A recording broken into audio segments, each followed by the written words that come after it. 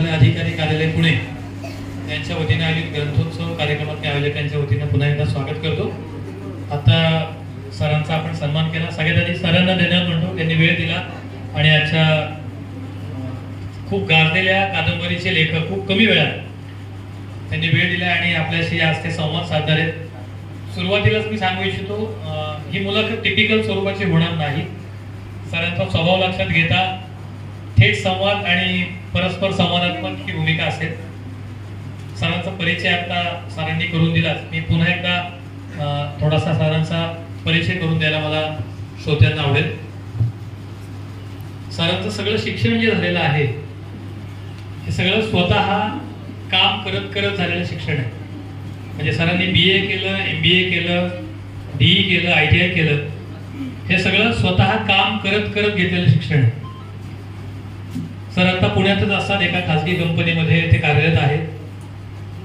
महाराष्ट्राला जास्त करून सरांचा परिचय जो मोठ्या खऱ्या अर्थानं झाला तो त्यांचा कविता संग्रह जो जास्त फेमस झाला, सगळं उलथवून टाकलं पाहिजे, हा त्यांचा कविता संग्रह, त्याच्या 3 वर्षात 4 आवृत्त्या झालेल्या आहेत। आणि आता एक भाकर 3 चुली जी कादंबरी आहे ती आता नुकत्याच डिसेंबरमध्ये प्रकाशित झाली आणि सर्वदूर अगदी परदेशातही ही कादंबरी गेलेली आहे।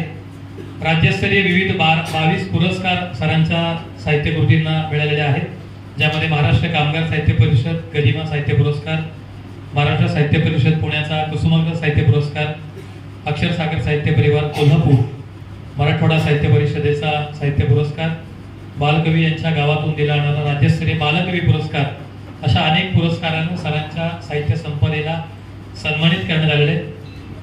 आणखीन एक सरांची वेगळी ओळख जी श्रोत्यांना माहिती आहे, झी मराठीवर जो हास्य सम्राट कार्यक्रम लागायचा त्यामध्ये अतिशय उत्स्फूर्त असा त्यांचा स्पर्धक म्हणून प्रतिसाद होता। जय महाराष्ट्र चॅनलवर त्यांचं कविता सादरीकरण देखील झालेलं आहे। नुकतंच जे कोणी साहित्याशी निगडीत आहेत, ABP माझावर जे आनंदाचा पान कार्यक्रम लागतो त्यातही नुकतीच सरांची एक मुलाखत झाली। साहित्य क्षेत्रात सरांचा वावर खूप आहे, तो वाढतोय, असाच वाढत राहो। आज आपलं आणि तुम्हा सगळ्यांचं आपलं भाग्य की आज सरांचा वेळ आपल्याला मिळालाय। मी अधिक सरांच्या परिचयाकडे त्यांच्या बोलण्यातून ते अधिक उलगडत जातीलच। सर मला सुरुवातीला या मुलाखतीला सुरुवात करण्यापूर्वी तुम्हाला विचारायला आवडेल की साहित्यिक प्रवासाकडे वळण्यापूर्वी तुमची जडणघडण कशी झाली त्याबद्दल आम्हाला जाणून घ्यायला आवडेल। निश्चितच सर्वप्रथम ह्या शासकीय पातळीवरती कुठलाही वशिला न लावता, कुणालाही फोन न लावता, आदरणीय श्रेया गोखले यांनी कुठून पुस्तक वाचलं काही माहिती नाही, परंतु तुम्हाला मुलाखतीला बोलवलं पाहिजे असा त्यांनी आग्रह धरला। हे फार महत्वाचं आणि आशादायी पाऊल आहे शासनाच्या दृष्टीने, शासकीय दृष्टीने। आणि आपण सगळ्या वेगवेगळ्या राज्यात, जिल्ह्यातून, तालुक्यातून आलेला म्हणून मला श्रेया मॅडमसाठी म्हणावंसं वाटतं की पोटा पाण्याचा प्रश्न आपल्याला एकमेकांपासून सतत तोडत असतो, पोटा पाण्याचा प्रश्न आपल्याला एकमेकांपासून सतत तोडत असतो, पण श्रेया गोखलेंसारखा एखादा दुवा आपल्याला एकमेकांशी सतत जोडत असतो। तर खऱ्या अर्थाने असे सरकारी अधिकारी जोपर्यंत खाजगी पद्धतीनं आणि खाजगी स्टाईलनं, प्रायव्हेट स्टाईलनं, कॉर्पोरेट स्टाईलनं शासनात काम करत राहतील तोपर्यंत मराठी साहित्यिक असतील, संस्कृती असतील, कला असेल, सगळं चांगल्या पद्धतीने जोपासलं जाईल। त्यासाठी सगळ्यात पहिल्यांदा तुमच्या विभागाचं मी अभिनंदन करतो आणि आभार मानतो। आता वळूया योगेशच्या प्रश्नाकडे। हा आकाशवाणीचा निवेदक आहे, मला आता आल्यावर कळलं। तर तो त्याचं प्रोनाउन्सिएशन किंवा हे सगळं चांगलं आहे आणि आम्ही सूत्रसंचालक असल्यामुळे ते नेहमी टिपत असतो की नेमका चुकतोय कुठे, तर ते काही सापडत नाही आपल्याला। तर मी नगरचा आहे, अहमदनगर। किती अहमदनगरचे इथं तुम्ही आहात? काना मात्रा उकार वेलांटी नसलेला आमचा जिल्हा आहे, स्वाभिमानी जिल्हा। काना मात्रा उकार वेलांटी नसलेला एकमेव राज्यातला जिल्हा आहे अहमदनगर। म्हणजे श्रेया मॅडम असं आहे, आमच्या इकडे पोरीला म्हणताना सुद्धा मी थेट असा आडपडदा काही ठेवत नाही, आईला बरं का परत सांगितलं नाही म्हणजे एवढं थेट असतं आमचं। तर अशा पारनेर तालुक्यातल्या गारखिंडी गावात, म्हणजे त्यावेळेस आमचं 350 उंबरा असेल, बेल्याजवळचं गाव आहे, बेल्याच्या बॉर्डरवरती, इथला आहे मी। गरिबी अशी म्हणता येणार नाही, गरिबी म्हणजे किमान 2 वेळ खायला तरी मिळतं, पण आम्ही 4 दिवस भाकरीची वाट पाहायचो. अशा कुटुंबात जन्म झाला, म्हणजे म्हणतो ना आपण दारिद्र्य रेषेखाली, तर ते गरिबीच्या खाली -10 मध्ये जन्म झाला असं म्हणता येईल. वर्गात आम्ही यासाठी आनंदाने उड्या मारायचो आणि मी सांगायचो, संपिया तुला माहिती आहे काल मी काय खाल्लं? काय खाल्लं? भात खाल्ला, भात. मला आता आश्चर्य वाटेल ऐकून. आम्ही हे सांगायचो शिंदे साहेब की आम्ही भात खाल्ला, म्हणजे भात. तर पोरं म्हणायची अरे बाबांनी भात खाल्ला. मला लहानपणीच ना बघू बाबांनी भात खाल्ला. म्हणजे इतके फकीर माणसं आपण, इतके गरीब आणि इतके दरिद्री ना की भात पण मिळायचं नाही हो.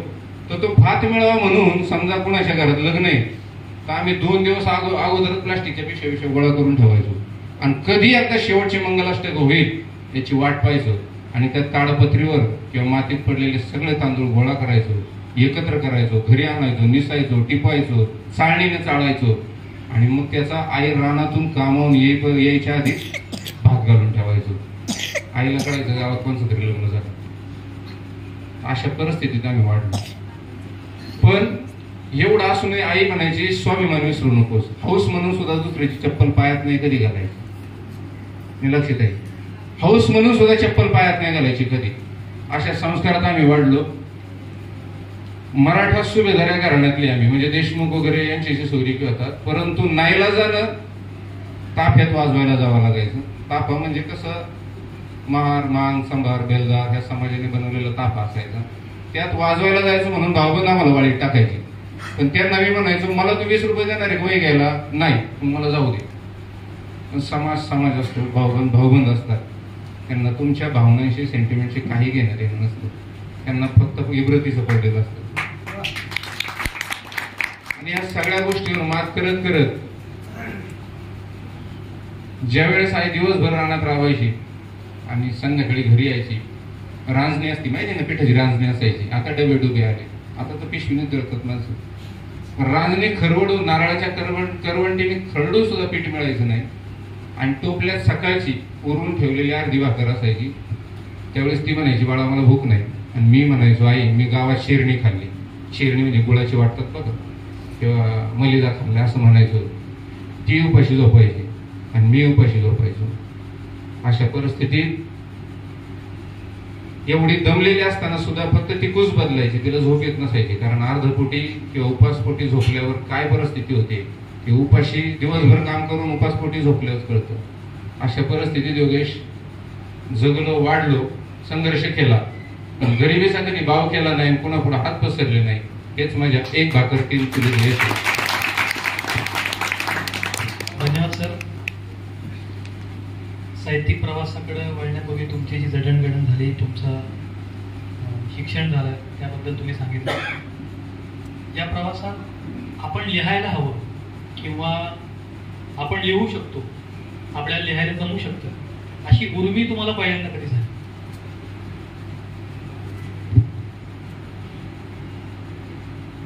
वडिलांच्या खांद्यावर बसून शाळेत जायचो. वडिलांच्या 62व्या वर्षी आणि आईच्या 46व्या वर्षी मी जन्माला आलेलो. मी फार सगळं आहे, आपलं काय नगरी माणूस आहे, आपण काही झाकून ठेवतो. तर त्यावेळेस वडिलांना नाही इतका आनंद झाला होता ना. वडील म्हणजे चांगले त्या काळातले 5वी 6वी झालेले होते, प्रवचन करायचे, वाचन करून दाखवायचे. त्यावेळेस मला त्यांनी पहिलीला असताना 26 जानेवारीला एक कविता शिकवली होती की द्रौपदी की भर सभा में खिची साडी छोडणे, कृष्ण सखा तुम साडी बन के आ गए. वयाच्या 5व्या वर्षी मला शिकवलेलं माझ्या लक्षात आहे, कारण ते बापाने शिकवलेलं होतं. आणि बापाचे संस्कार आयुष्यात कधीच वाया जात नाही. भले बाप, माझं 5वं वर्ष कंप्लीट झालं वयाचं आणि बाप आयुष्यातून वजा झाला, ते देवाघरी गेला. आणि ते वय पण नव्हतं. लोक टायर टाकायचे त्याच्यावरती, चिता जळत होती, लोक टायर टाकत होते, मिठाचे सपकारे मारत होते, कोणी रॉकेल ओतत होतं. आणि मी सरणाकडे पळत होतो कशासाठी. आणि आईला म्हणत होतो आई आप्पाला भाजन ना, आई आप्पाला भाजन ना. अरे कुणीतरी थांबव, जाळतात का आप्पाला, कुणीतरी थांबव, आप्पाला का जाळीत येते. आता मला लोक माग ओढीत होती. अशा परिस्थितीत सुद्धा आप्पाने जे कोरून ठेवलं होतं ना आणि ते वाचायचे सतत, तर मी त्यांना विचारायचो लहानपणी बोबडे बोलाने ते कोण लिहिलेले, आणि लिहिले मोठे माणसं असते बाबा, हे आपलं काम नाही, हे मोठ्या लोकांनी लिहिलेले, ज्ञानेश्वरी तुकाराम आहे, त्यांचं सगळं ते पाठ असायचं. गावात सप्ते असले की ते गुरुचरित्राचं पारायण वगैरे करायचे, सगळ्या गोष्टी करायचे. तर त्यावेळेस मी ठरवलं होतं बाकी काय लिहिता नाही आलं तरी चालेल, पण शाळेत जे जनगणमन म्हणतात का, आपल्या लहानपणी काही आदर्शच नाही ना समोर. शाळेत जे जनगणमन म्हणतात ना तसं आपल्याला काहीतरी लिहायचं. फार मोठं उदाहरणच ठेवलं. शाळेत जसं म्हणतात तसं जनगणमन म्हणायचं, लिहायचं आणि आपल्याला प्रसिद्ध व्हायचं. एवढंच होतं डोक्याचं. शाळकरी वयातली ती तुमची उर्मी तुम्हाला इथपर्यंत घेऊन आली. नक्कीच आजारतेपणे काय होणार, तुम्ही थेट राष्ट्रगीताला हात घातलाय आणि राष्ट्रातल्या युवकांना आता तुम्ही चेतना देताय. सर, तुमचं मूळ मिळणं कवीच आहे.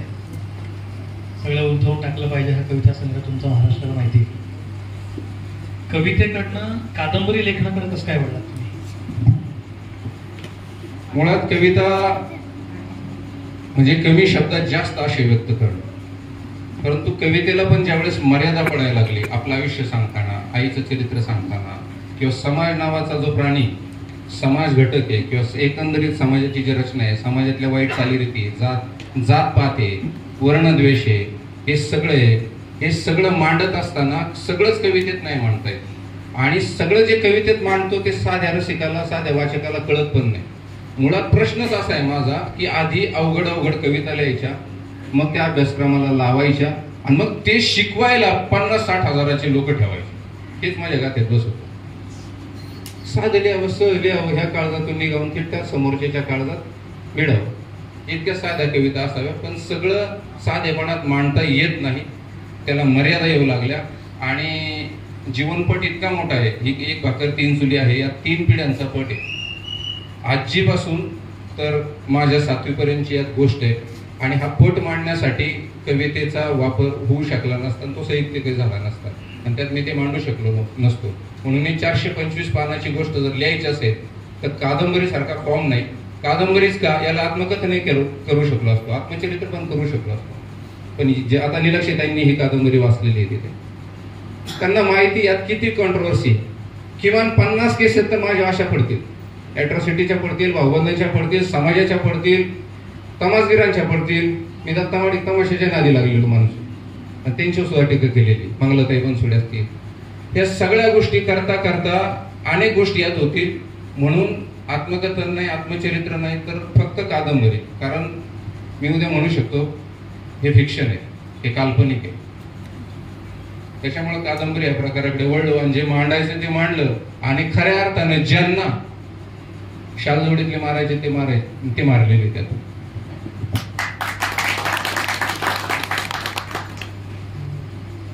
सगळं उलथवून टाकलं पाहिजे या तुमच्या कविता संग्रहाला खूप भरघोस प्रतिसाद मिळाला, त्याबद्दल आम्हाला काय सांगा?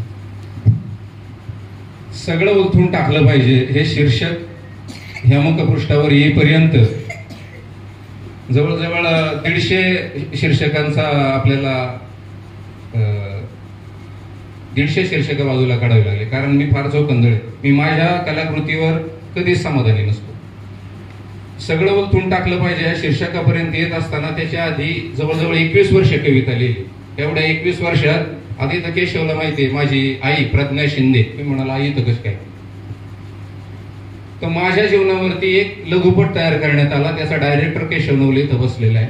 आणि त्यात बबूच्या आईची भूमिका जी पारू आहे तिची भूमिका केलेली प्रज्ञा शिंदे, ती मोठं मॉडेल आहे, मोठी प्रसिद्ध. थोड्या उठून उभे राहिले तरी चालेल.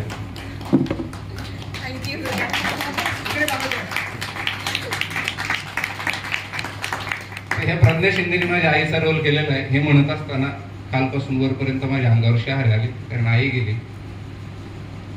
पण प्रतिरूप म्हणून की माझ्यापेक्षा वयाने 10 वर्षांनी लहान आहे, पण नतमस्तक व्हावं लागतं कारण रूप येते. असो, तर हे करत असताना सगळं उलथून टाकलं पाहिजे. हा संग्रह ज्यावेळेस 21 वर्ष कविता लिहून काढला, ते 21 वर्षात अनेक संग्रह येऊ शकतात, हे केशवला माहिती आहे. आणि अनेक कवी असे आहेत की म्हणजे 2 वर्षाला एक संग्रह काढतात.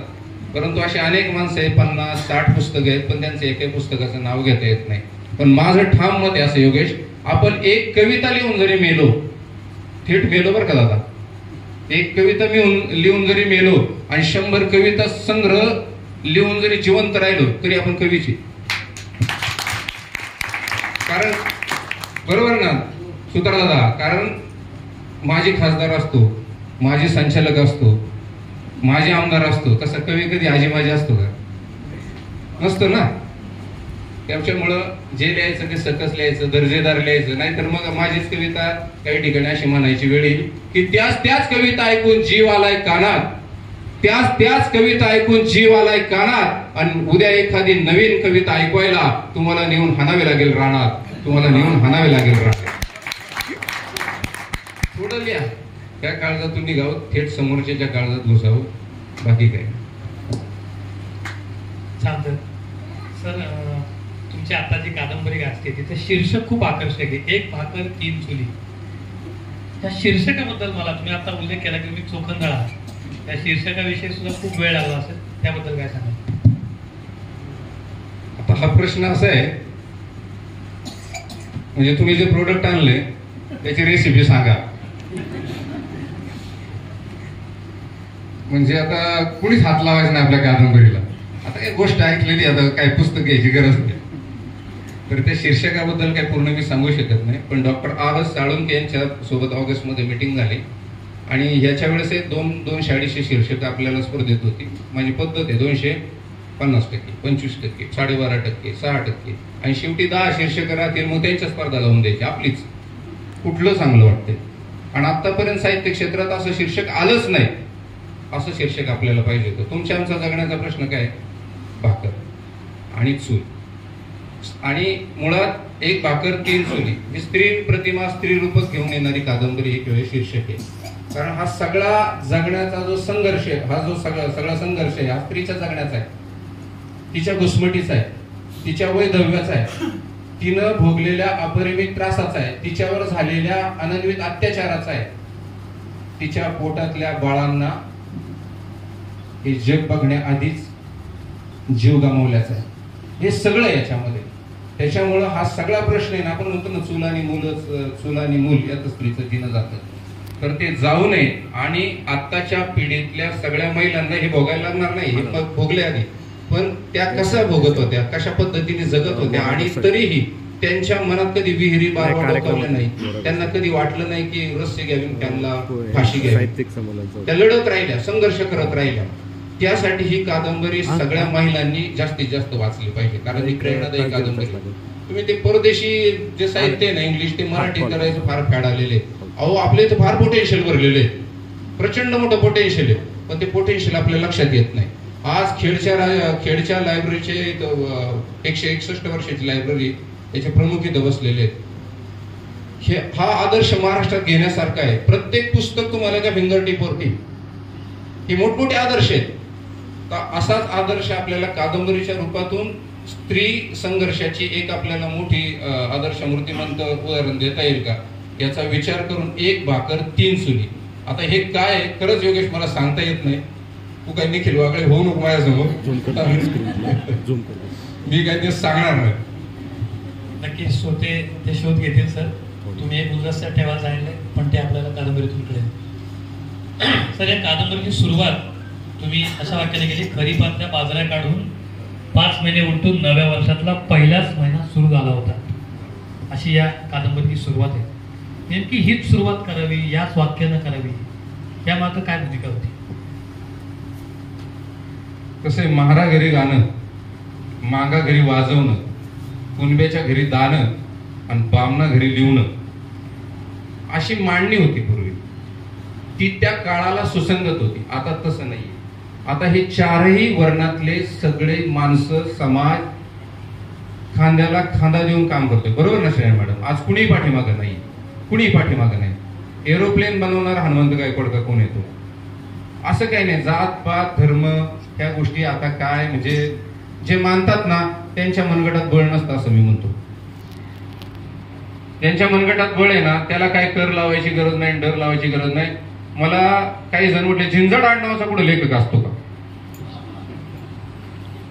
तर जे म्हटले ना ते काहीच लिहित नाही. केशवला माहिती, केशवला माहिती. त्याच्या माती 150 रुपयाचं पुस्तक पण मारलेले ते लेखकाने. तर खरीपातल्या बाजऱ्या, मुळात आपला पिंड हा शेतीचा आहे आणि शेतीप्रधान किंवा कृषीनिष्ठ आपली परंपरा आहे. असा एकही माणूस नाही की जो शेती न करता वरती आलेला. प्रत्येक माणसानं कधी ना कधी शेती केलेली, बरोबर ना. जी माणसं म्हणतात ना गावाकडे काय आहे, गावाकडे काय आहे, असे जे म्हणतात ना, ते सुद्धा गावाकडून येताना गटुडी कशी जाणतात, सायकलवर गटुडी कशी जाणतात, गाडीवर गटुडी कशी जाणतात, डिकी लागत नाही काहींची, बरोबर ना. पटतंय ना. आपली कृषीनिष्ठ संस्कृती, ह्या कृषीनिष्ठ संस्कृतीत जे काही घडतं ते थेट आपल्या काळजाशी, आपल्या काळजाला घडत असतं. आज रणरणत ऊन आहे, बाजरी मोडायला टाकलेली आहे, काही न कळणार नाही. बाजरी असतात, बाजरी काढून टाकली, सुड्या लावल्या की त्या सुड्या ओलांडतात, काढतात आणि बाजऱ्यांच्या असे डीक टाकतात. आणि वरून ऊन आहे जानेवारी फेब्रुवारीचा, तो प्रसंग ह्याच महिन्यातला आहे साधारण. वरून ऊन आहे, बाजऱ्या मोडायचं काम चाललंय, पिसुड्या असतात, पिसुड्या शिटीडत, तो जर घुसला ना लय बेकार काम. आणि लांब कुठं तरी बाबडीच्या झाडाखाली आया बाया पोरांना पाजीत बसल्यात, कोण जेवत बसले, तेवढ्यात आयो आयो आयो असा आवाज येतो. तेव्हा त्यातली शेवंता म्हणते, अगं हे तर दामूच्याच खळ्यावर आवाज येतो. त्यावेळेस 9 महिन्याची एक गरोदर बाई रणरणत्या उन्हामध्ये, तिला कळा येत असतात, वरून ऊन खालून ऊन, फळं तापलेलं असतं. फळं ज्यावेळेस सारवतो त्यावेळेस फळं तापलेलं असतं बघा, कारण कंस वळायला घातलेले असतात, फळं चांगलं तापतं. 9वारी साड्या आहेत पूर्वीच्या, आणि त्या बाईला कळा येतात. आता डिलिव्हरी सुरू होणार आहे, त्या 4 बाया पळत येतात. लक्षात घ्या, तुमच्या आमच्यापेक्षा बांगडीच्या कळा बांगडीला चांगल्या कळतात. रानातलं फळ आहे, आजूबाजूला कोण नाही, डॉक्टर आता गावात नीट नाही, तर 1933 ची गोष्ट सांगतोय. त्यावेळेस कुठून येणार आहे. ती लक्ष त्यांच्या डोळ्यासमोर हा प्रसंग उभा राहतोय, कारण त्यांनी कादंबरी पूर्ण वाचलेली. अशा वेळेस इठाबाई म्हणून आहे नर्मदा काकू, तिला बोलवायला जात्यात. तर जी आडलेली बाई आहे तिची सासू म्हणते, वय माग पुढं चालली का ठिकी. हे घरातलं वास्तव्य, समाज वास्तव्य, कुटुंब वास्तव्य. अशा वेळेस त्या बाया कमरेचा विळा काढून तयार असतात, बाळ कधी बाहेर येणं, आम्ही कधी नाळ कापू. आणि त्या आडलेल्या बाईची आधी 6 मुलं, म्हणजे 6 मुली डोळे उघडायच्या आधी त्या जगातून गेलेल्या असतात.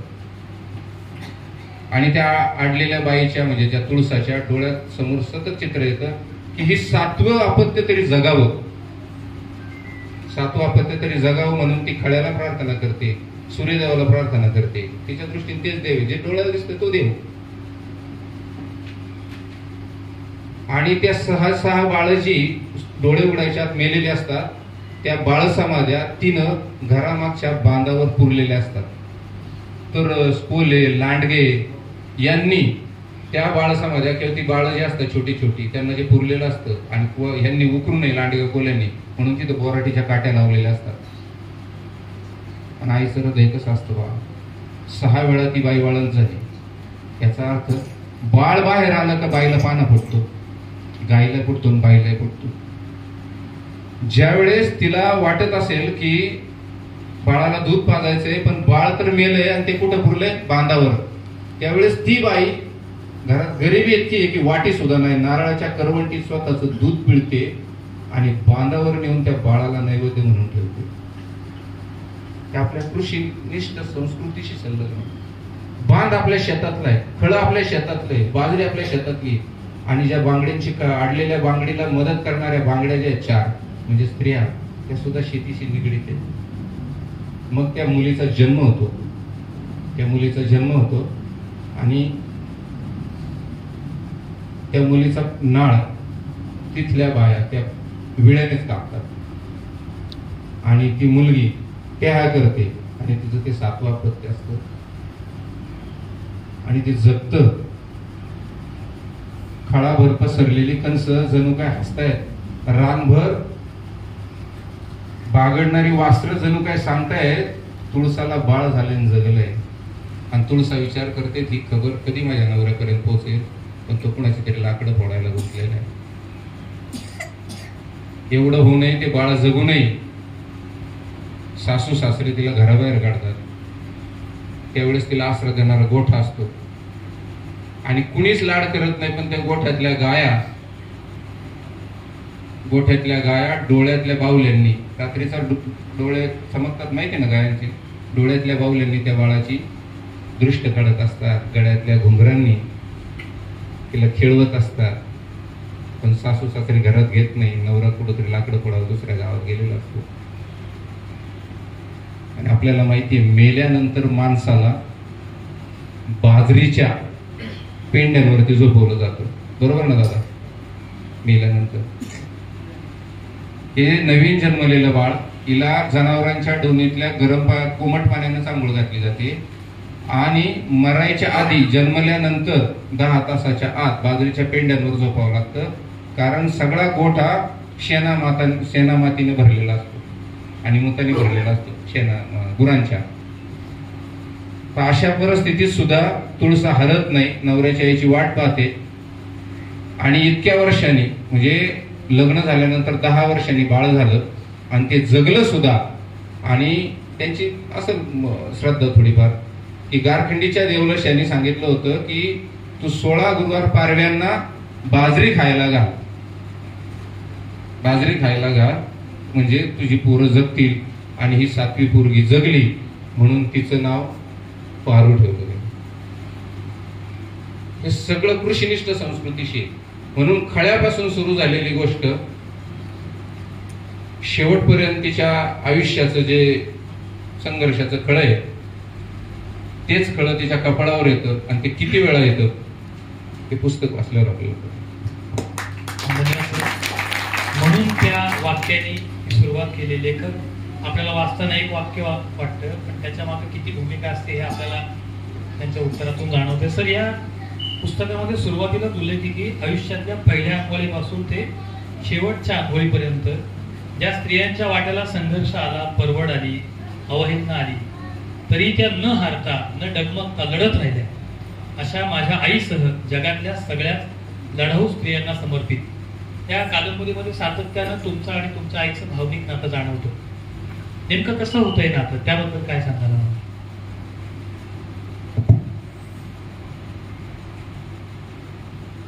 राजांची लाखे आलेल्या आहेत. गेली अनेक वर्ष अखिल भारतीय मराठी साहित्य संमेलनाचा कवी कट्टा अतिशय यशस्वीपणे ते पार पाडत आहेत. हजारो कवींना एकत्र आणण्याचं महत्वाचं काम राजनजी लाखे सरांनी केलेलं आहे. त्यांच्यासाठी जोरदार टाळ्या झाल्या पाहिजे. बॉन्डिंग असं होतं की तिला जर काही वाईट वाटलं ना ती रानात जाऊन रडायची, आणि मला जर काही वाईट वाटलं की मी पोरांमध्ये जाऊन रडायचो. पण एकमेकांना कधीच काही सांगायचं.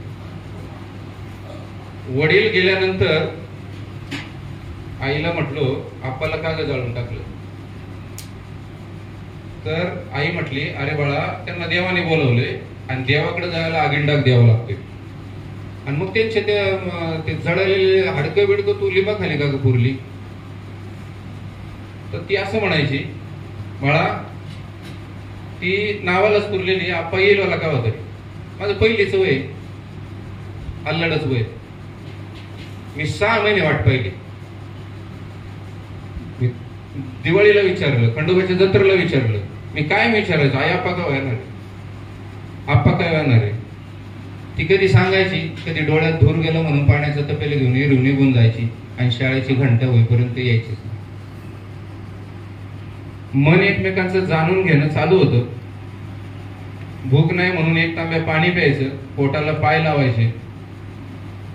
आणि फारच रडायला आलं आणि डोळे ओघळतील असं वाटलं तर, कारण मला 7वी पर्यंत तिच्या दंडाची उशी लागायची.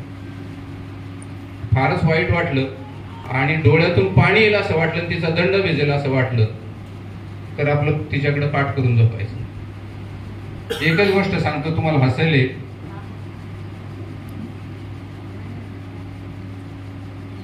की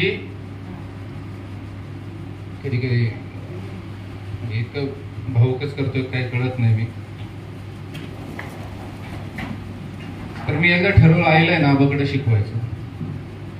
मी पाठी कामोनीपर्यंत पुसून घिसून ठेवली. आईला म्हटलं आपण शिकू. संध्याकाळी जेवण बिवून झालं. आईला म्हणलं चला आता आपण तुला आबाकडे शिकू नाही का. तर ती म्हणली नको मला मी दमले आता माझी पाठ तुडवून मी झोपते. बर असं 4-5 दिवस गेले पण ती काही शिके ना. मन एकमेकांचं कसं जाणून होतं त्याच्याविषयी सांगतो फक्त. आणि नंतर मग भिकाबाई नावाची तर ती भुईमुगाच्या शेंगा रात्री इथून जेवण बिवण झाल्यावर 8:30-9च्या पुढे 12-1 पर्यंत भुईमुगाच्या शेंगा तोडायला जायचं लोकांची. आणि त्या शेंगा तोडल्या त्यातून 5-10 किलो आपल्याला मिळायच्या. आणि मी तिच्या मांडीवर झोपून राहायचो ऐकायचो त्या गप्पा गोष्टी. तेव्हा इंदूबाई म्हणले काय वाय तू शिक्षण कुठून आले. त्यावेळेस आईला वाटलं मी मांडीवर बसून झोपलोय. काय म्हणले काय शिक्षण बबूला काय कळते. अग परीक्षा जवळ आली ते इथं घासलेट नाही. 9 रुपये लिटर घासलेट झाले. इथं त्याच्याच अभ्यासाला घासलेट पुराणा तर माझ्या शिक्षणाचं पुढं मिळते ग. बरं घासलेट वेगळं पाठी पेन्सिल लागते ती वेगळी. बरोबर का नाही.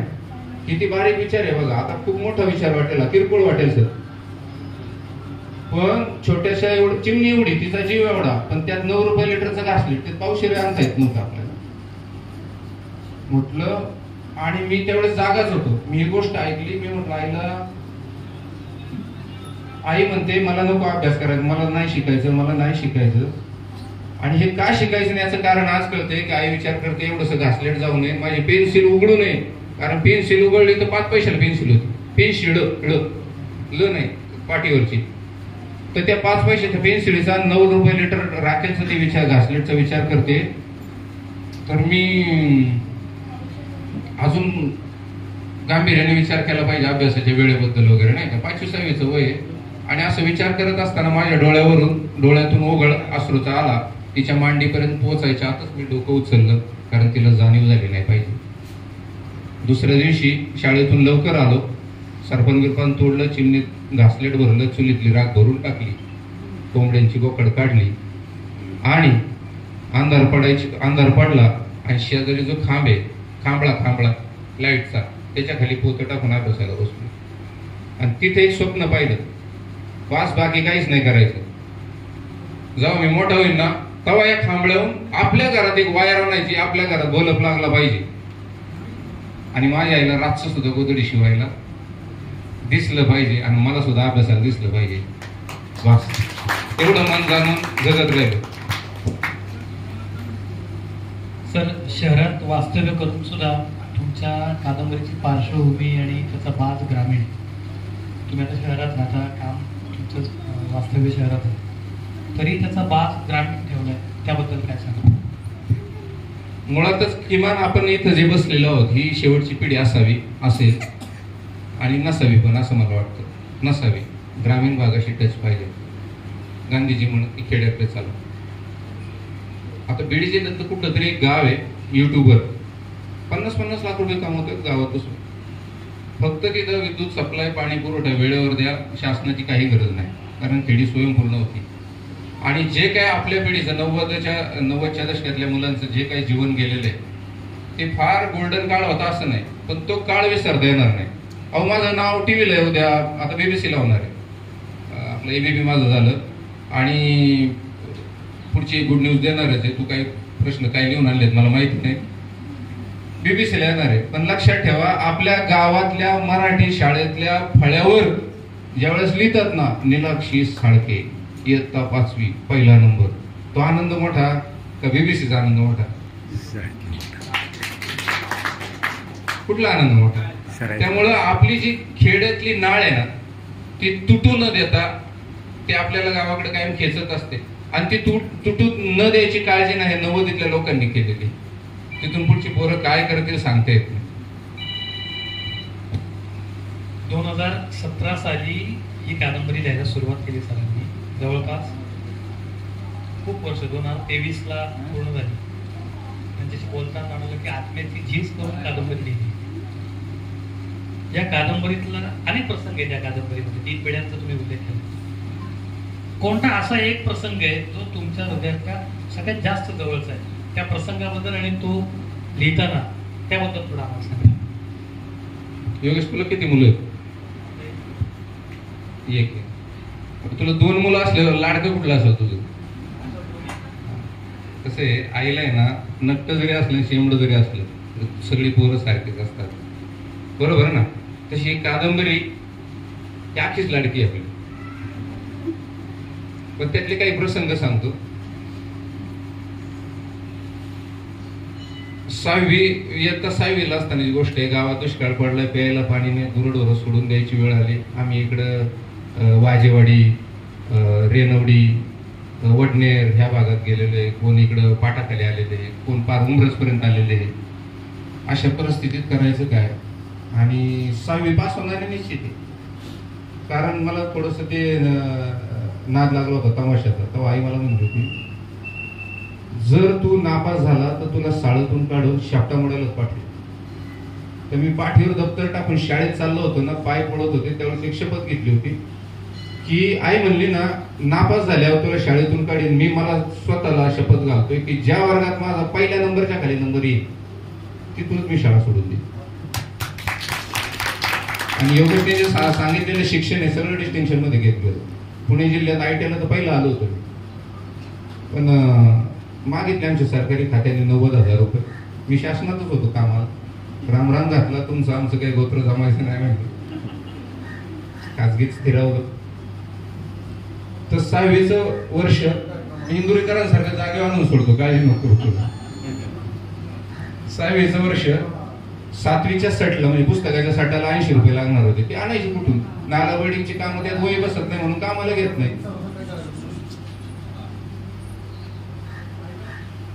मोबाईलने माणसाला माणसातून उठवतो. आणायचे कुठून? गावात तर काही हे नाही. आणि त्यावेळेस आमच्या गावातले सगळ्या समाजाचे मारमान सांबार बेलदार, ते काही जातीवाचे काय असं काही कोणी समजून नका की आपला गावगाडा आहे. ती ही मंडळी मात्र खुश असायची, कारण लगीन साराय सुरू झालेला असायचा आणि यांनी ताफा बनवलेला होता वाजन फ्री. मी सगळे वाजवायला जायचे. तो माझा मांगाचा मित्र होता लक्ष्या. त्यानं म्हणलं मला नाही रे. तो म्हणला असं कसं, तुम्ही मराठी, आमच्या ह्याच्यात आल्यावर तुम्हाला कसं काय जमायचं? म्हणलं येणार मी. आईला विचारलं. आई म्हणली बाळा तशी कुठं आपण माणसं चालू, थोडं काय झालं वाळीत टाकतात आपल्याला, कारण ती पार्श्वभूमी काय एक वाचल्यावर तुम्हाला कळत. थोडं काय झालं वाळीत टाकतात, आणि तू जर आता टेन्शन वाजवायला गेलं तर आपल्याला गावाबाहेर काढतील. बघ नाही, आता 20 रुपये देणार आहे दिवसाला. ते गळ्यात पेटी अडकवायची, लोकांनी तोंडात सोडलेले पैसे असतात ना वाजन करायचे, ते घ्यायचे खिशात घालायचे, संध्याकाळी हिशोब वाजून द्यायचा. अरे पण तू टेन्शनच राहणार ना. आई म्हणलं ते माझं मी बघतो, त्या नाळकुटीला पुढे जाऊ दे, मी मागून चालत जातो. आई त्याच्यावर मौन राहिली, म्हणजे याचा अर्थ तिचा होकार आहे असं समजलं. सकाळी उठलो, तांब्यात कोळशी घातले, शर्टाला इस्त्री केली, शाळेची हाफ खाकी चड्डी घालून लक्षात गेलो. चालू म्हणलं. अरे मला 2-3 कपडे लागतील, तिकडे तिकडे वरात बिरात गाजवायची. म्हणलं राहू दे याच्यावर. पुढे गेलो, त्यांना पुढे जाऊन दिलं. मी मागं गेलो, मस्केवाडीला गेलो. मस्केवाडीला गेल्यानंतर तिथं जाईपर्यंत भुका लागल्या. तर गोविंदा गेला, तिकडून त्याने बेसन भाकरी आणलं आणि आम्हाला जेवायला कुठं दिलं माहिती का? एका ढेकळाच्या तिथं, जिथं बैलही खात होती आणि त्यांच्या तोंडातून फेसही गळत होता. तर मी गोविंदाला म्हणलं, अरे ती सगळी लोक मांडवात जेवत आहेत आणि आपल्याला मांडवात जेवायला का नाही रे? तो म्हणला कसं आहे बाळा,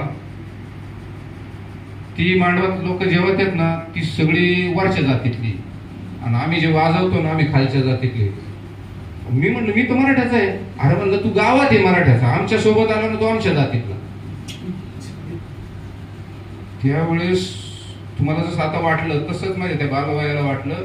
मी म्हणलं ह्या बैलाच्या जनावरांच्या आपल्यात फरक काय राहिला. तिथून पुढं मग ती पार्ट्या निघाला. पोरं एवढी नाचली, ते जावं नवीन पोपट, आंटीची घंटीची गाणी. पोरांनी फार घाम काढला आमचा. कटाळे, आमच्या पायात चपला नाही तरी ते हालाना.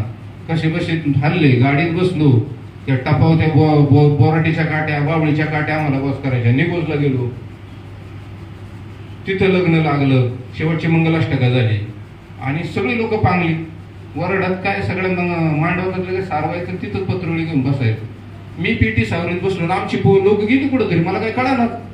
सगळी जेवायला बसली, म्हणजे पत्रवळ्या वाढायचं काम झालं.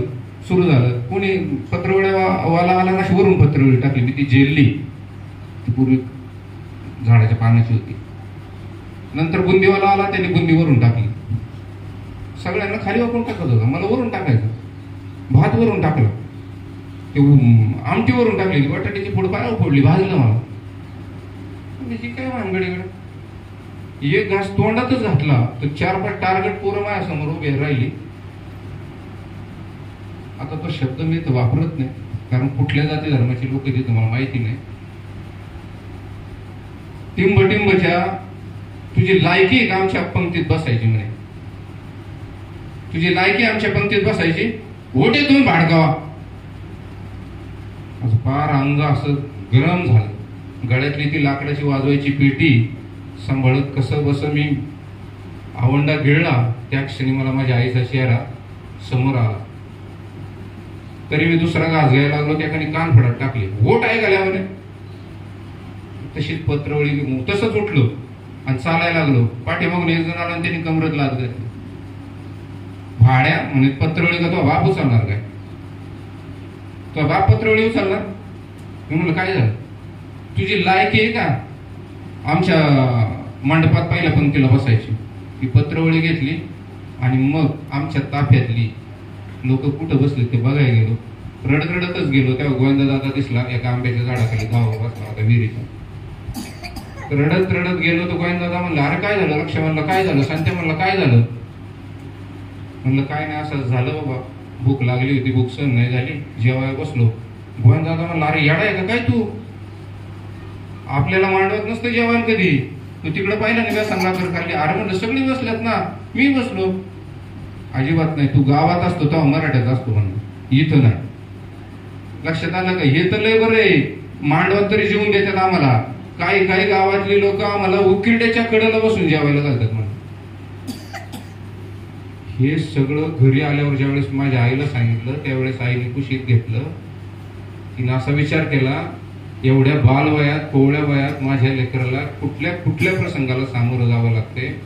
आणि त्यावेळेस मला असं वाटलं की त्या बालभारतीतल्या त्या आपल्याला पुस्तक होतं शिवाजी महाराज घोड्यावरती, त्यांच्या हातात तलवार, ती तलवार घ्यावी आणि जातीपातीची जी जळमट आहे त्या समाजाला लागलेली ही सगळी माणसं कापून काढावी.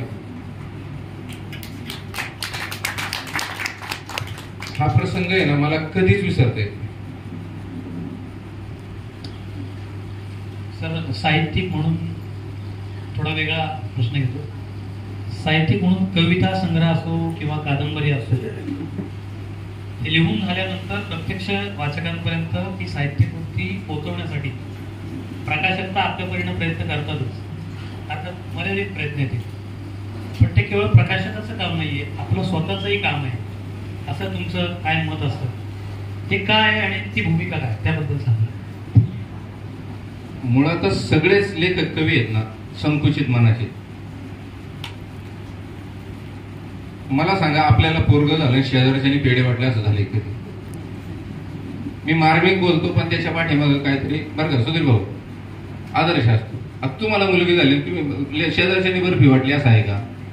तर आपण लिहिलंय ना, आपलं प्रोडक्ट आहे, आपलं मूल आहे, आपलं अपत्य, त्याचे लाड आपण केले पाहिजेत, बरोबर का नाही.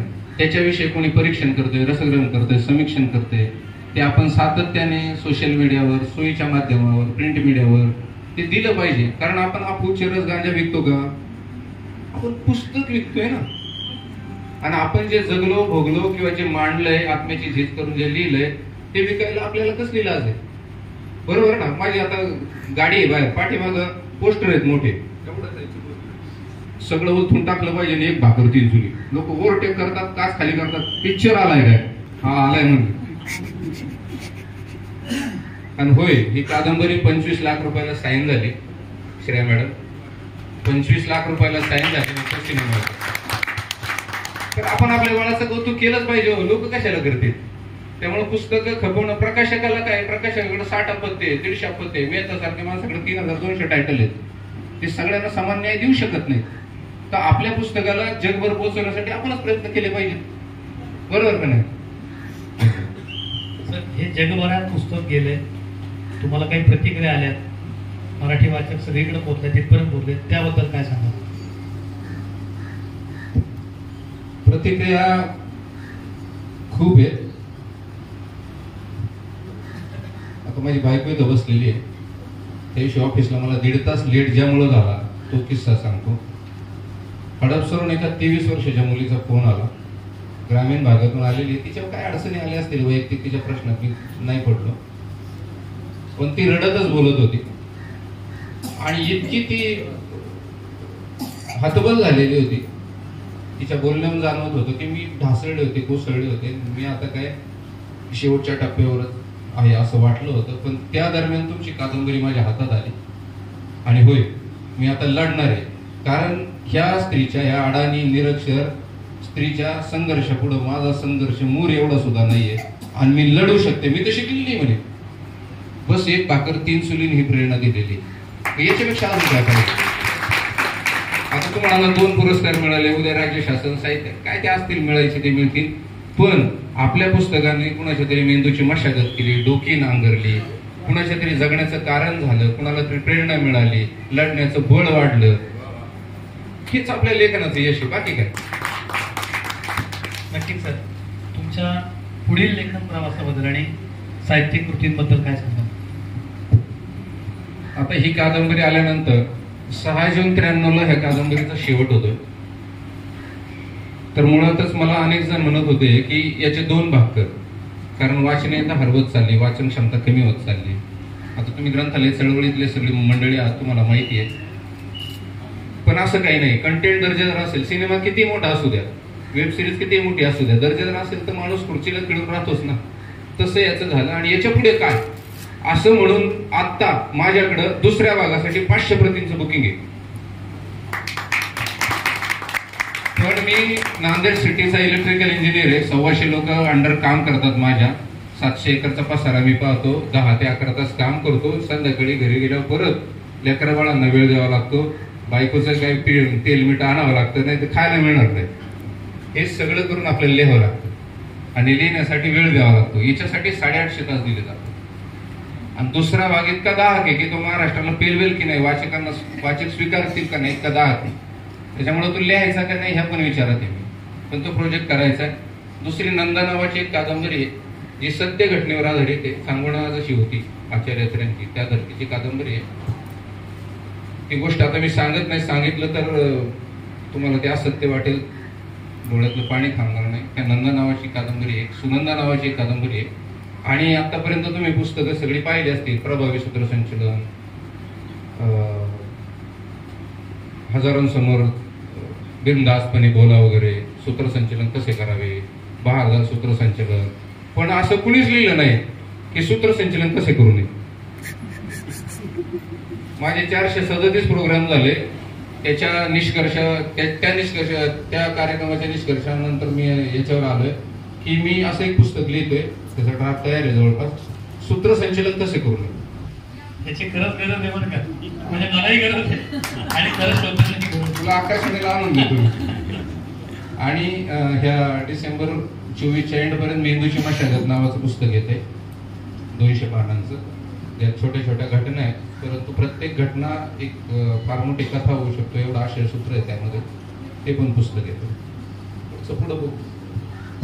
सर, तुमच्या पुढच्या प्रवासाला आमच्या सगळ्यांच्या नक्कीच शुभेच्छा आहेत. आम्ही उत्सुकतेने ते वाट पाहत राहू. अनेक वाचक आणि नवोदित लेखक पण तुमच्या कलाकृतींकडे आशयानं बघतायत. सगळ्यांना आता इथं साहित्य क्षेत्रातले आहेत, त्यांना कल्पना असेल. लिहिते खूप आहे आजकाल, बरोबर. व्हॉट्सअपला लिहितो, व्हॉट्सअप विद्यापीठच आहे.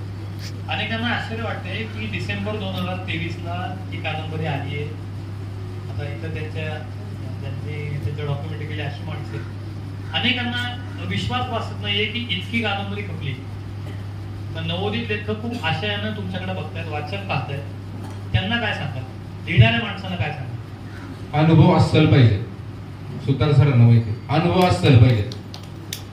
म्हणजे कविता अशी पाहिजे की कवितेतून सगळे शब्द वजा केल्यावर जी शिल्लक राहील ना, ती कविताला वाटली पाहिजे. उघड टलाट जोडायचं त्याला अर्थ नाही. राजेंद्र लाखे आमचे कवितेमधले मास्टर ते सांगू शकतील अधिक याबद्दल. म्हणजे तू हा जन्म झालता तेव्हा चिमणीत घासलेट नव्हतं, साधी कविता आहे. 25 लाख लोकांपर्यंत पोहोचलेली, लाईक्स आहेत त्याला थोडे. तू हा जन्म झालता तेव्हा चिमणीत घासलेट नव्हतं, सकाळीच तुला पाहिलं.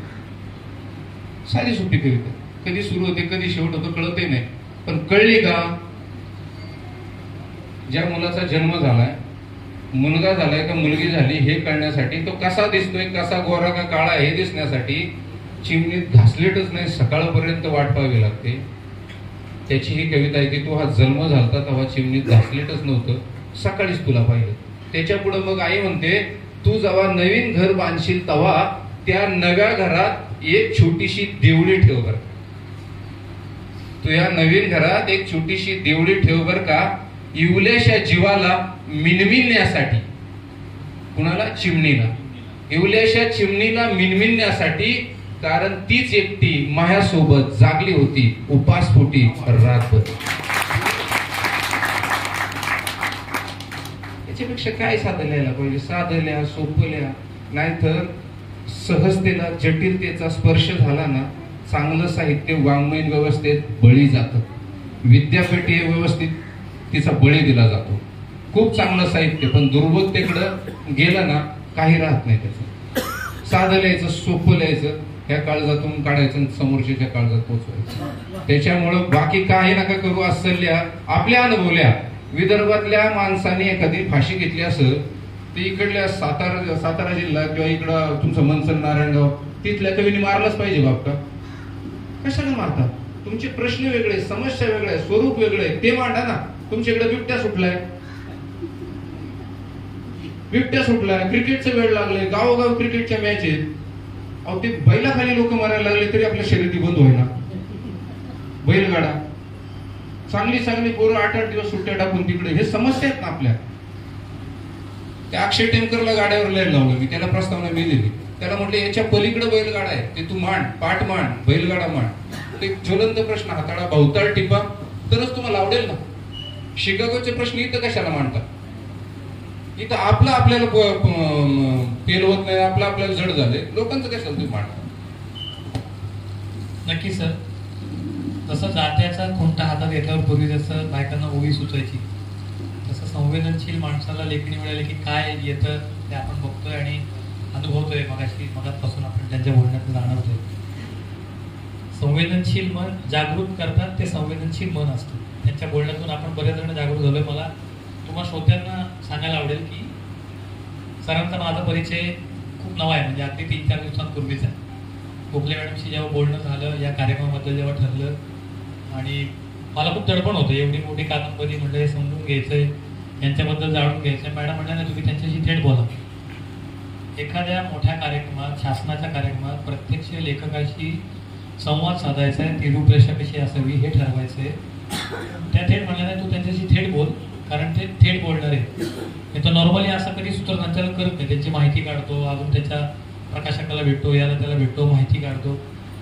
मी तुम्हाला खरंच सांगतोय, मी जेव्हा यांच्याशी बोललो फोनवर, मी आधी मेसेज पाठवला आणि मग ती प्रश्नावली जी काय आम्ही चर्चा केली होती ती पाठवली आणि फोनवर बोलणं झालं. त्यांचं बोलणं इतकं भावलं मला की मला असं वाटलंच नाही की मी यांना पहिल्यांदा भेटतोय. मी लगेच पाठवलं पण की म्हणलं मला वाटलं नाही की मी तुमच्याशी पहिल्यांदा बोलतो असं वाटतं. खूप जुनी ओळख आहे असं वाटते. तुम्हाला इथं प्रत्येकाला वाटलं असेल, वाटलं तर नक्कीच या मुलाखतीच्या शेवटाकडे वळण्यापूर्वी सरांचं मूळ पिंड कवीच आहे. तुम्हा सगळ्यांच्या वतीने मी विनंती करतो, सरांची अर्धी भाकर नावाची कविता खूप फेमस आहे ती, किंवा आणि काही चालेल. थोडा वेळ आपला वाढतोय पण सगळ्यांसाठी आपण सरांसाठी जोरदार टाळ्यांच्या सुरात त्यांना विनंती करूया. तर या मुलाखतीचा शेवट तुम्ही कवितेने करावा. योगेश न ठरवता मुलाखत चांगली होते. श्रेया मॅडम मला माफ करा, यांनी जी प्रश्नावली पाठवली ती मी अजून काही वाचली नाही. कारण त्याच्यानंतर म्हणजे दररोज, आता काल महाराष्ट्र साहित्य परिषद सबनीस सरांसोबत कार्यक्रम होता, नांदेड सिटीत काल होता, याच्यानंतरही नांदेड सिटीचे सतत कार्यक्रम आहेत आणि खरंच वाचायला वेळच नाही. आणि तू काही विचार, मी कशाचे उत्तर देऊ शकतो, कारण आपलं सगळं असतं बरोबर नाही. कोणचं दिलं तर तो बुडवणार आहे, असं आहे आपलं काम. काय करायचं भाऊ, उपट मकान पेरगो, बरोबर ना. तसं काय नाही, ओपन ठेवायचं, काय कोणाचं नाही का. सुधार सर सगळं आपला असा नगरी बास ठेवून जगायचं, बाकी काहीच नाही. वाटण्या माहिती, वाटण्या तर वाटण्या कुणाला चुकल्या नाही. खेडा असो, शहर असो, अहो वाटणी जर झाली ना गावाकडे, वाटणी तर सुडी फोडतात, सुडी. भांड्यांची तर वाटणी होती, गुरांची होती, नात्यांची होती. नात्यांची वाटणी फार भयंकर असते. त्याची एक कविता आहे. एक आईवर गेला, एक बापावर गेला. एक आईवर गेला, एक बापावर गेला. वाटणीच्या टायमाला लेक बायकोवर गेला. एक आईवर गेला, एक बापावर गेला. वाटणीच्या टायमाला लेक बायकोवर गेला. प्याली एकाच थानाला, एका ताटात जेवली. भाऊ भाऊ, प्याली एकाच थानाला, एका ताटात जेवली. कधी फुटता घोळना अनवानीच धावली. लग्नात थोरल्याच्या भाऊ धाकला धावला. पायबारक्या सुनेच्या गडी थोरला कावला. होतं ना घरात असं, पायबारक्या सुनेच्या गडी थोरला कावला. भांडे लागता भांड्याला चालू रुसारुसी झाली. भांडे लागता भांड्याला चालू रुसारुसी झाली. हवी एगडीच चूल कानी कुजबुज आली. हवी एगडीच चूल कानी कुजबुज आली. बाप नेला थोरल्यानं, आई नेली धाकल्यानं. होतं ना असं गावाकडे, बाप कुणाकडे थोरल्याकडे, आई कुणाकडे खाल्ल्या धाकल्याकडे. बाप नेला थोरल्यानं, आई नेली धाकल्यानं. सही घेत बहिणीची केली वाटणी व्याहान. व्याही मंडळी वाटणी देतात ना. सही घेत बहिणीची केली वाटणी व्याहान. मग घाई वाटायाची जुनी घरातील भांडी. मग घाई वाटायाची जुनी घरातील भांडी. तांब्या पितळी जर्मल झाली गुरांची ही कोंडी. तांब्या पितळी जर्मल झाली गुरांची ही कोंडी. आई बिचारी रडते, बाप मनात कुढतो. होतं ना सर, आई बिचारी रडते, बाप मनात कुढतो. एका एका पोत्यावर धागा मायेचा तुटतो. बाजरीची ज्वारीची पोती किती होतात त्याचे आई बाप वाटले माहितीये का तुम्हाला? मान्य आहे का? पोत्यावर म्हणजे तुला 5 पोती, याला 5 पोती. आई माझ्याकडे सांभाळायला, मला 5 पोती. बाप तुझ्याकडे सांभाळायला ना, त्याला 8 पोती, कारण तो काम करतोय. आई एका वाट्यावर, बाप दुसऱ्यावर बसे. शेजारी शेजारी घर आहेत, पण आयुष्यभर जीवाला जीव देणारे जीवलग नवरा बायको वेगवेगळ्या वाट्यावर बसतात. आई एका वाट्यावर, बाप दुसऱ्यावर बसे. म्हाताऱ्या डोळ्यांमध्ये दुःख भेसूर भासे. एक आईवर गेला, एक बापावर गेला. अशा वेळेस त्या घरात जर लेक असेल आणि ती सासूरवाशी नसेल तर तिची काय अवस्था होते बघा. काय करावं लेकीनं वाटण्या नात्यांच्या झाल्यावर. काय करावं लेकीनं वाटण्या नात्यांच्या झाल्यावर. कुणी द्यावा भरून तांब्या माहेरी आल्यावर. कुणी द्यावा भरून तांब्या माहेरी आल्यावर. केल्या वाटण्या वस्तूंच्या तरी माणसं नका तोडू. केल्या वाटण्या वस्तूंच्या तरी माणसं नका तोडू. स्वार्थ जाळून सगळा ही नाती पुन्हा जोडू. स्वार्थ जाळून सगळा ही नाती पुन्हा जोडू. गेली दुधाची किंमत ज्योत मायेची विझली. गेली दुधाची किंमत ज्योत मायेची विझली. अशी काळीज छाटणी का हो कर्माला पुजली. अशा वाटण्या वाटण्या होत आल्यात केवड्या. लाखे सर. अशा वाटण्या वाटण्या होत आल्यात केवड्या. काही दिवसांनी जमिनी होतील वाटाण्या एवढ्या. काही दिवसांनी जमिनी राहतील वाटाण्या एवढ्या. एक आईवर गेला एक बापावर गेला. वाटणीच्या टायमाला एक बायकोवर गेला.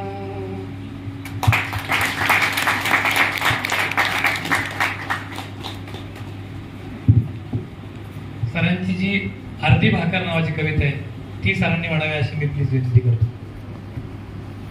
त्या कवितेने आपण मुलाखतीचा समारोप करूया. योगेश तर काय ठरवूनच आलेलं आहे. आकाशवाणीला कविता येणार आहे लोक.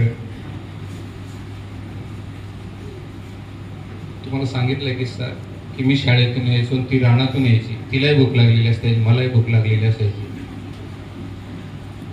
आणि अर्धी गोर भाकर ज्यावेळेस टोपल्यात असायची त्यावेळेस ती म्हणायची मलाही भूक नाही पण तू मात्र जेवलं पाहिजे कारण तुला शिकायचं मोठं व्हायचं तुझं वाढतं वय.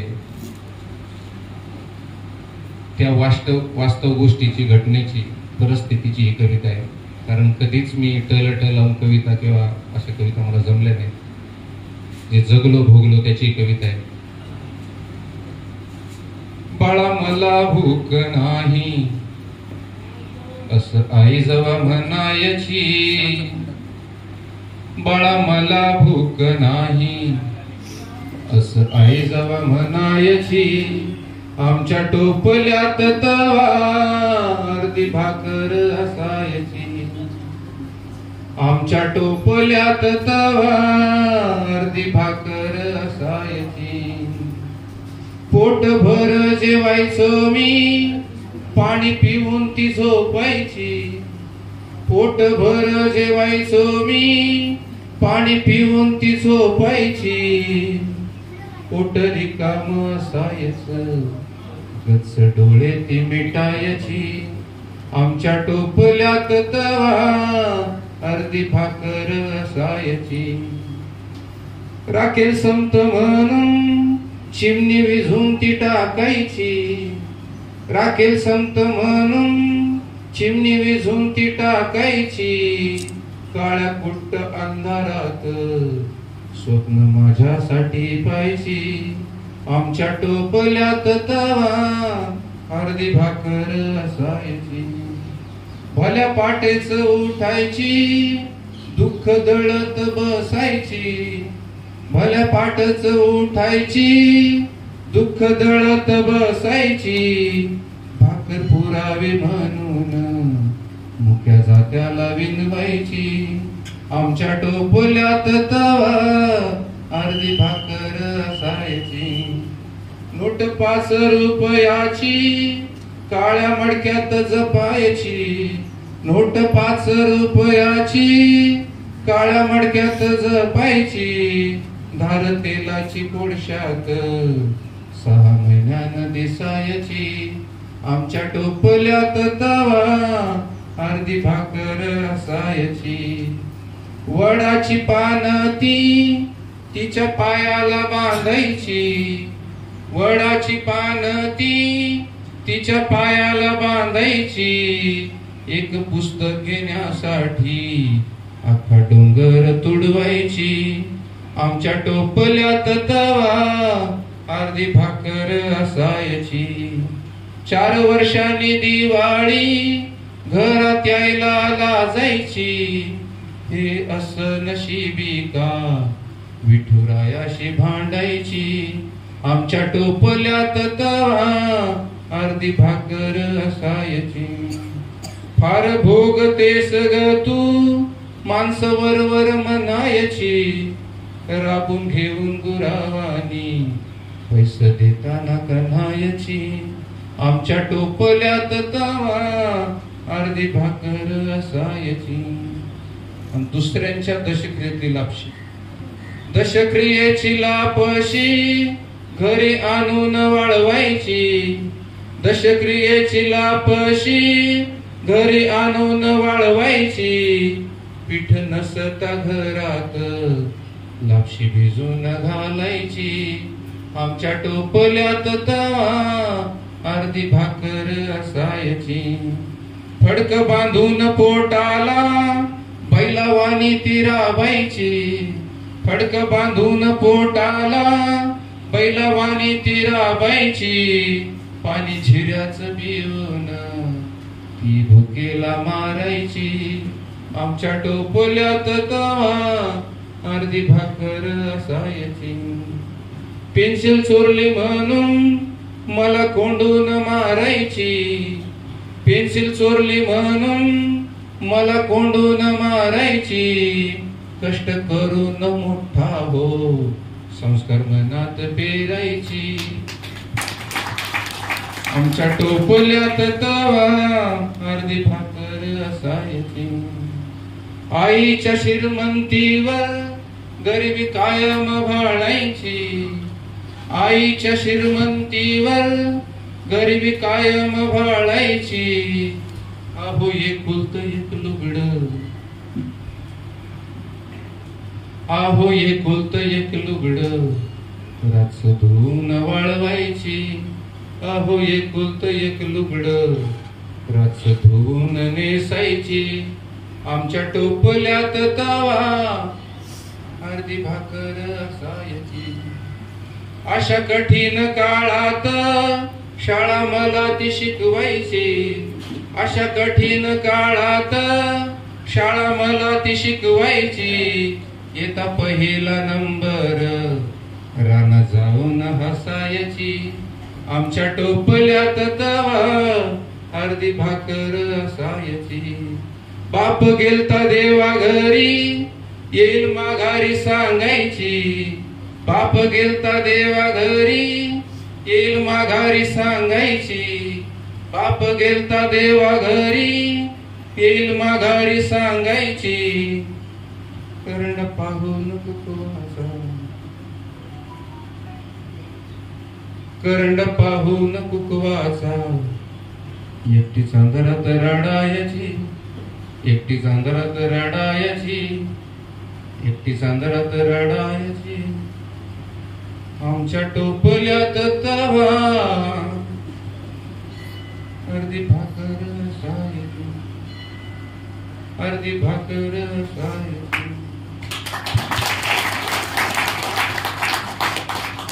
खूप खूप धन्यवाद या भावोत्कट मुलाखतीचा आपण समारोप करतोय एका अशा ठिकाणी ही मुलाखत होती गणरायाच्या पवित्र ठिकाणी मुलाखत होती मी आवाहन करतो सगळ्यांना की गणरायाला आपण नवीन गोष्टीची सुरुवात करण्यासाठी काहीतरी म्हणतो हे पुस्तक प्रत्येकाला बरंच काही देऊन जाते आजची मुलाखत प्रत्येकाला आपल्यातलाच आपला संवाद सांगून गेली प्रत्येकजण आपल्यातलंच आपलं सृजनत्व काहीतरी चालू करेल त्याला गणराया नक्कीच पाठिंबा देईल सरांचंच नाव देव आहे मगाशी सर ते मुलाखती मला दिसतो तो देव साहित्य रूपानं देवा झिंजाड आम्हाला आज उपलब्ध झाले गणरायाचे आम्ही धन्यवाद देतो आणि सर तुम्ही आला आणि महाराष्ट्र शासनाच्या सांस्कृतिक संघटनांच्या वतीनं पुणे जिल्हा ग्रंथालय अधिकारी यांच्या वतीनं आज ही मुलाखत झाली श्रेया गोखले मॅडम ग्रंथालय विभागाचे सर्व सहकारी त्यांच्या अधिकारी यांचे मी धन्यवाद व्यक्त करतो आणि तुम्ही सगळ्यांनी खूप चांगला प्रतिसाद दिला या पुस्तकाला आणि सरांच्या पुढच्याही साहित्यिक वाटचालीचा आपण जोरा काळाच्या शुभेच्छा दिल्या आणि